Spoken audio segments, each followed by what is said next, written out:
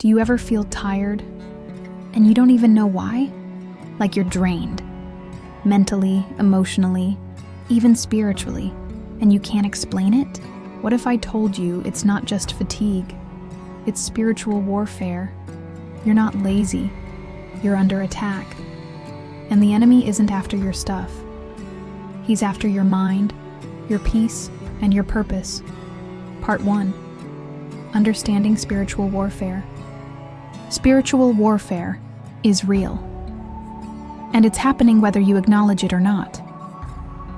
The Bible tells us in Ephesians chapter 6, verse 12, "For we wrestle not against flesh and blood, but against principalities, against powers, against the rulers of the darkness of this world, against spiritual wickedness in high places."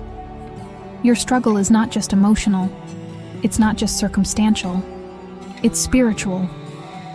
The enemy attacks you in the invisible realm, hoping you'll never fight back. He wants you to think you're just going through it, when really, you're being targeted because of your calling. Part 2. The devil attacks those with purpose. You think the enemy is wasting time on people who aren't a threat to darkness? Absolutely not. He comes for the ones carrying the most light. That's why you feel the pressure. That's why your peace gets stolen. That's why your thoughts run wild at night. John chapter 10 verse 10 says, "The thief comes only to steal and kill and destroy. I have come that they may have life, and have it to the full." If you feel under attack, it's not a sign you're losing. It's a sign you're valuable. You carry fire. You carry influence. You carry God's image. And the devil hates that. Part 3. The battlefield is the mind. Most spiritual warfare happens in your thoughts. That whisper that says you're not enough? That fear that paralyzes you before you step out? That constant second guessing of your worth? That's the enemy planting lies, hoping you'll water them with belief. But friends, 2 Corinthians 10:4-5 tells us, "The weapons we fight with are not the weapons of the world. On the contrary, they have divine power to demolish strongholds. We demolish arguments and every pretension that sets itself up against the knowledge of God, and we take captive every thought to make it obedient to Christ." It's time to fight back, not with emotion, but with truth.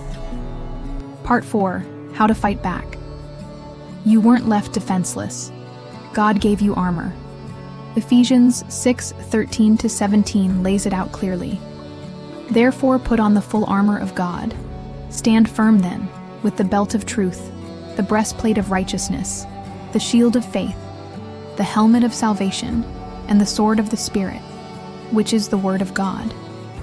Let's break that down. Truth defeats lies. Righteousness protects your heart from guilt and shame. Faith blocks the darts of doubt. Salvation reminds you who you are and whose you are. And the word of God? That's your weapon. Jesus used it when Satan tempted him in the wilderness. He didn't argue, he didn't explain. He said, "It is written." And that's what you need to say when the enemy comes knocking. Part 5. Peace in the battle. Warfare doesn't mean you live in chaos. In fact, peace is a weapon too.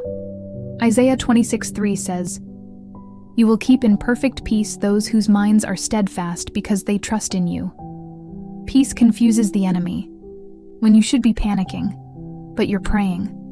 When you should be breaking, but you're praising. That's power. That's warfare.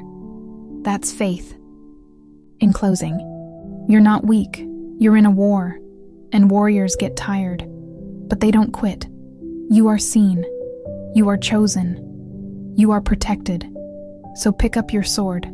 Pray like it's your only weapon. Speak truth like it's your native tongue. And never forget, if God is for you, who can be against you? Romans 8:31. This is the fight for your soul. But here's the good news. The victory is already yours. Now go claim it.